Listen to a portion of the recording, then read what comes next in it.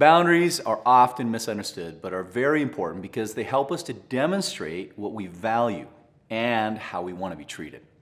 So first, what are boundaries? They are to help you define what you want in a relationship, what traits you'd like to see, what behaviors bother you, what qualities you admire, what material items matter, how you would like to spend time with this person, and what makes you feel fulfilled. These are the ways that we demonstrate that, and it's important that you know how to set them. So the next thing, after you decide, hey, these are the ways I want to be treated in these categories, you have to decide how you're going to enforce a boundary. This is important. A boundary without enforcement is no boundary. State your need.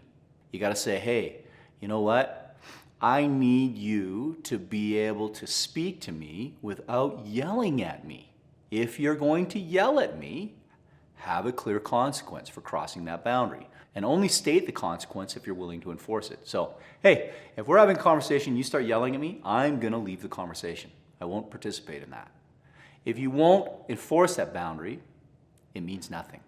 And there's a lot of things that we see and do with children that set really good, clear boundaries, but we won't necessarily do it with our friends. Isn't that an interesting thing, right? But we also sometimes fail to enforce our boundaries with our children, with our pets, and what happens? They break the boundaries, they become frustrating. I remember with my kids, I would do a thing that's called love and logic, and I would say to them, hey, it's time for bed. But Daddy, and they'd have a whole thing, and I would just say, did you hear what I asked you to do? Did you hear what I asked you to do? And just restate it. And then you could say, listen, if you're not going to do what I asked you to do, then I'm going to have to, and you would state a consequence. And you had to be willing to follow through with the consequence. So say, for example, you're at a party with a friend and your kid's misbehaving. And you're like, if you keep this up, I'm going to take you home. Well, that means you have to leave the party early. And I've watched this happen with parents. Well, they'll say something like that.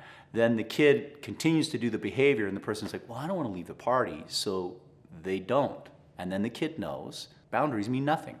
It is exactly the same with any relationship you're in. If you're going to set a boundary, have a clear consequence, you got to follow through. After that, the third thing, be prepared for a negative response from someone who is not willing to accept your boundaries. Because boundaries are a representation of what we value. Not everyone else will value what you value. So if you are valuing something and you're setting a boundary and this person absolutely crosses your boundaries, they may be somebody that you don't want to have a relationship with. And you've really got to consider the boundaries that you set. You can set them, be open, be flexible. Don't set something in stone. A boundary is not meant to be set in stone. It is not like a brick wall. It is something that you set to reaffirm your values and connect with the people that you love. If you set a boundary and the person that you love doesn't respect it, take a moment to consider, is this a boundary that really represents my value? Or am I misguided in how I have set this boundary? If you have set a boundary that maybe is too firm, you can adjust it. You can make a change, right? But what'll happen if you have a legitimate boundary that you need to be honored, to feel valued, to feel accepted, watch for them laughing and making jokes at you for the boundary that you set, making you feel unsafe or uncomfortable, pressuring you to do things that don't match your values. If you're feeling overwhelmed by a person's requests of you, if they're infringing upon your sense of control or making you feel like a child, these are things that you want to watch for. This is a person that's not willing to respect what you do, and if it infringes upon your values, you need to take action to distance yourself from this person. The new boundary is, I don't know if I can have a relationship with you because you're not honoring what I honor in my own life, and you make me feel weak. So this appears in all aspects of our life. It appears in work, it appears in personal relationships. We need to set boundaries. We need to know how to do it and not just people please and give up or over-set boundaries and make ourselves absolutely unattainable and not reachable because every boundary we have is so excessive that it keeps people at a distance. Consider what the boundaries are that you're setting. Let me give you an example of setting boundaries at work. When I was working a job, it was a company where I changed, fluorescent lights. I was 18. And I had to climb these ladders and go to the top of the building and switch out all of the fluorescent lights and then clean it out and change the ballast, things like that. And I was working at a space way up north in British Columbia. And it was in a Walmart. And I was climbing to the top of this ladder. It was a 20-foot ladder. And the ceiling was like 25 feet high, maybe a little more. Actually, it was must have been more than that, because I was standing on the top of the ladder, the very top platform, and I was reaching as high as I could to get to these lights. And there was no bigger ladder, and it was very unsafe. But the guy I was working with would mock me for not wanting to do it. I was like, dude, I don't know if I can do this. Do we not have a better ladder? No, just get to work, man. Come on, tough it out. I remember one time as I was doing it, I stepped up, I switched the lights out. I'd been going up and down all day, and I grabbed the fluorescent lights. There was 4 of them. I put them under my arm, and I stepped back down like precariously, and I was stepping off the wrong end of the ladder from 20 feet above the air. And I dropped down, my leg was hanging off. I was like, precariously balancing as this ladder's tottering, thinking I'm gonna fall on the fucking floor and kill myself. I managed to get back up and climb down. I kept working the whole day. I felt deeply unsafe. It was precarious, it was crazy. I didn't feel like I had the right or even the ability to say, I'm not doing this without losing my job, and I needed the money to go to school, so I kept working.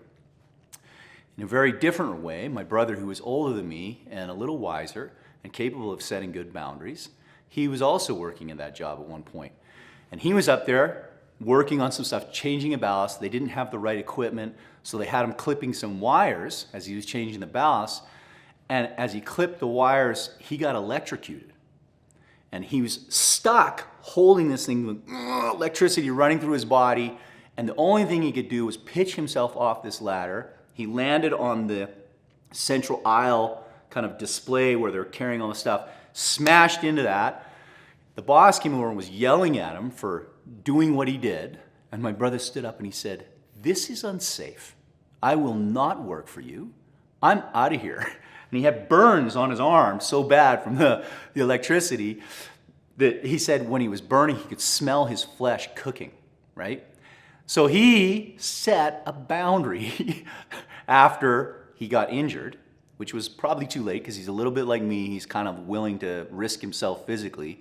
But the moment it happened, he changed his position. He set a new boundary, and he was like, this is unacceptable. And he walked out of there. He didn't lose his job. They asked him to come back. But he was like, no, I'm not working for you guys. You're not safe. I learned a lot about boundaries from my brother. Another time, I moved to Vancouver. He was a new lawyer. He was articling for a big law firm and working long hours. And he said, hey, why don't you come live with me for the summer? So I went down to live with him. And I didn't have a job. I just kind of had come because he was like, I don't have anybody to hang out with. Let's do this. And I thought that'd be fun, for the summer hanging with my brother. And he was house sitting this real cool place. And I basically partied the whole summer. My brother footed the bill while I played. He's paying for the food, he's paying for all the entertainment, and I'm just running around, having a good time. It was a blast. I wasn't really thinking about it, honestly. Just hadn't occurred to me. And then the end of the summer came, and my brother hadn't said anything to me at all, but I was eating up his money. He wasn't making a ton. He's a brand new lawyer. In Canada, lawyers don't make a ton of money when they article. And he sat me down, and he showed me the list of monthly expenses that they had. And I guarantee this was not comfortable for him. We were good friends, but he was, I think he was like 30, and I was, 24, 25. And he sat me down and he said, hey, James, this is our monthly expenses, and this is what I'm paying for, and I need you to pitch in for half. And I'm gonna need you to start now. I've been paying, this much, and it needs to happen. And, it was a hard conversation I could see for him to broach this subject with me. But I could see he was concerned about our relationship, and I could see he was telling me this because I was taxing him in a way that was building into animosity if he didn't address it. because I was freeloading off of him and not even recognizing it, right? I immediately got to work, got a job, started paying my way, and we had no problems. But I respected the boundaries that he had set. In contrast to that, I remember I was dating a girl, and she would make sure that any activity I did while I was dating her had to be run past her first. I didn't feel like she had the right to expect that of me. I'd be like, hey, I play volleyball, I'm in men's league, I'm gonna be playing volleyball. Well, you didn't tell me you were playing men's league volleyball. You need to be running everything through me first. I'm like, what? This is my life, right? I did not respect her need to set a boundary like that for me, but instead of holding myself to the value of independence that I wanted, I capitulated. I started doing what she said. That was her boundary, and I gave it up. So boundaries go both ways. They are a representation of your value. And if you don't value the boundary that is being set for you by another person, that's a very good sign that they would be toxic for you. And then you need to distance yourself from that person. It's hard to do. But if you find yourself rolling your eyes in contempt at someone's boundaries, making fun of them, doing all those dismissive things, it's a sign that that person is not for you. So be bold as you set your boundaries, but be ready to change them if they don't represent who you are. If you like this, I hope you stick around. I got another video coming up on how to heal a broken heart after a divorce. Boundaries are important in this too. I'm James Burnham. Thanks for joining me.